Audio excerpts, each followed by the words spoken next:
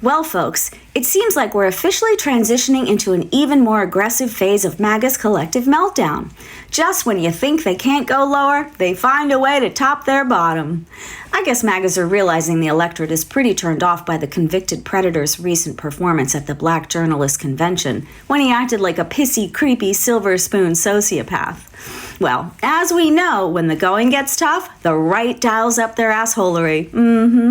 Last week, they went after childless folks and cat owners, and this week they've moved on to questioning Kamala Harris's blackness, sexual history, and qualifications for being the one who's going to kick their orange savior's ass. Yeah, and apparently they ran out of actual trans people to torment, so they came up with a target who isn't actually trans, but looks like she could play one on TV. I don't know if you've been following the story of the Olympic boxer Imane Khelif, who's a woman, but who the right desperately wants to be a criminal man in disguise. Any moment now, MAGAs are going to start calling for a genital check. Maybe even photographic evidence, which no doubt will open up a whole other controversy over the poor woman's grooming. Some will say she should have had a Brazilian, others will say it should be a landing strip.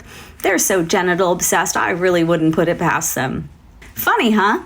I guess Kamala not being black enough and Imane Khelif not being feminine enough is sort of like Taylor Swift not being married and subservient enough, Megan Rapinoe and the women's soccer team not being grateful enough, Ruby Freeman and Shay Moss not being willing to help steal an election enough, and E. Jean Carroll not being raped enough to be treated like humans instead of punching bags. If you think about it, the right has a bunch of tropes for undesirable women. There's the ugly woman, the lonely woman, the slutty woman, the greedy woman, the vain woman, the selfish woman, the ungrateful woman, the smugly smart woman, the unqualified woman, the prudish woman, the ungodly woman, the selfish for not having kids woman, the selfish for having too many kids woman, the cold mother, the absent mother, the single mother, the stay-at-home eating bonbons mother, the militant mother, the stepmother which really doesn't count as a mother, the let herself go mother, the way too old to be a mother, and then, of course, the dried-up woman, aka the nobody wants to see your wrinkles or cellulite woman. And now we've got the not black enough woman and the she could pass as a man, so let's abuse her woman.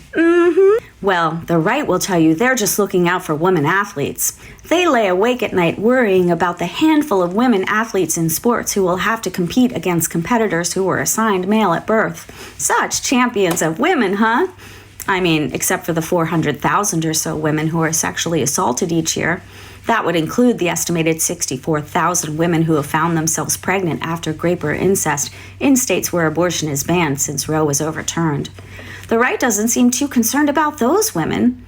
I mean, if the right is sensitive to women, wouldn't they know it can't feel good to all the women who've been violated by predatorial men to see Republicans excited to elect a predatorial man? But the right doesn't care about that. Their Orangina may harm women, but he's funny, and he lets racists and bigots be racist and bigoted. I don't see the right worrying about women who are victims of domestic abuse, or gun violence, or discrimination in the workplace, or poverty, or homelessness, or catastrophic pregnancies. Yeah, that's millions and millions and millions of women who the right doesn't seem to give a shit about. If the right cared at all about women, they wouldn't be working so hard to find a needle in a haystack while ignoring the damn haystack. So the next time a MAGA person starts crowing about trans oppression of women, tell them to think of 3 or 4 women in their life, and then tell them that during their lifetime, one of those women has or will suffer a horrific trauma perpetrated by a violent man. And then ask MAGAs why the only time they seem to care about the life of any woman is when she doesn't fit the narrative that helps them top their bottom. Yeah. Well, MAGAs have the day you deserve. Yeah.